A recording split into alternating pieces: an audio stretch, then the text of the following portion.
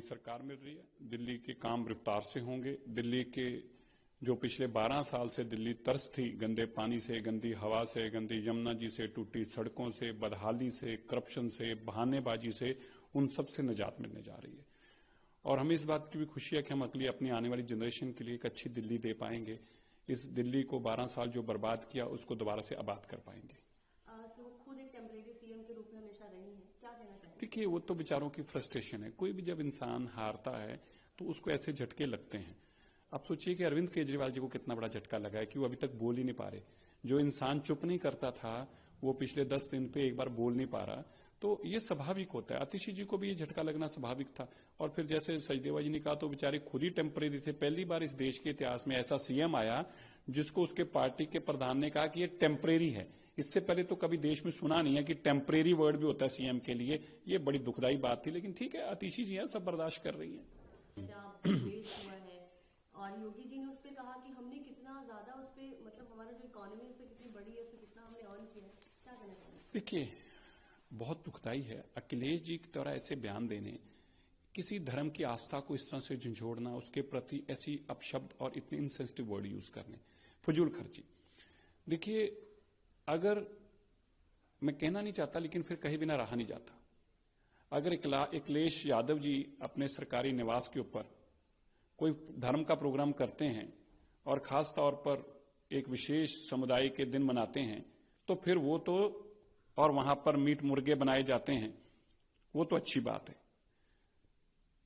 और अगर एक धर्म की आस्था के लिए 144 साल बाद आए कुंभ को मनाया जाता है तो वो फजूल खर्ची इनको लगता है, क्योंकि इनको तो केवल और केवल एक ही धर्म दिखता है, उसके अलावा इनको कुछ दिखता नहीं है।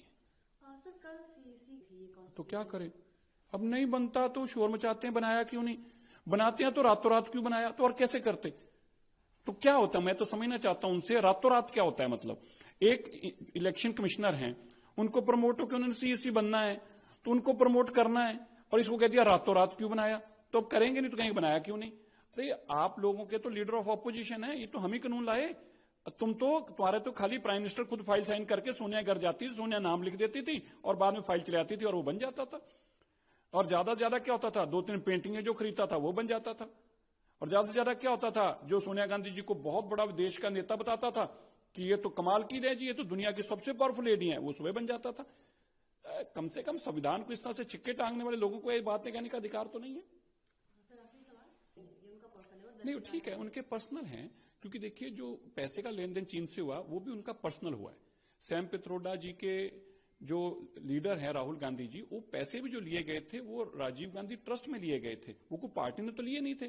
तो सैम पित्रोदा जी तो वही बोलेंगे जो राहुल गांधी जी का व्यू होगा, जो सोनिया गांधी जी का व्यू होगा। और उनका व्यू तो यही है कि भाई चीन तो हमें पैसे देता है, उनको परिवार के लिए पैसे देता है, तो उनका दुश्मन कैसे हो सकता है? तो सैम पित्रोदा भी वही बोलेंगे। तो मैं सहमत हूं दोनों से ही, उन्होंने भी अपनी बात ठीक कही है और इन्होंने भी अपनी बात ठीक कही है।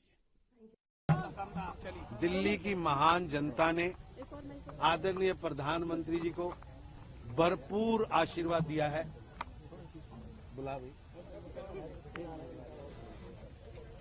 भरपूर आशीर्वाद दिया है और जनता का आशीर्वाद जो जनादेश में बदला है और भारतीय जनता पार्टी को ऐतिहासिक विजय दिल्ली में मिली। इसलिए ऐतिहासिक कार्यक्रम श्री रामलीला मैदान में 20 तारीख को होगा। उसकी तैयारियां युद्ध स्तर पर लगी हैं।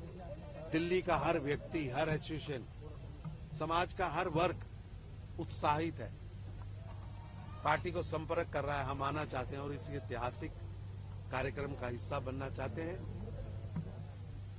भारतीय जनता पार्टी दिल्ली के उन सब लोगों की इच्छा को पूर्ण करने के लिए युद्ध स्तर पर काम में लगी है।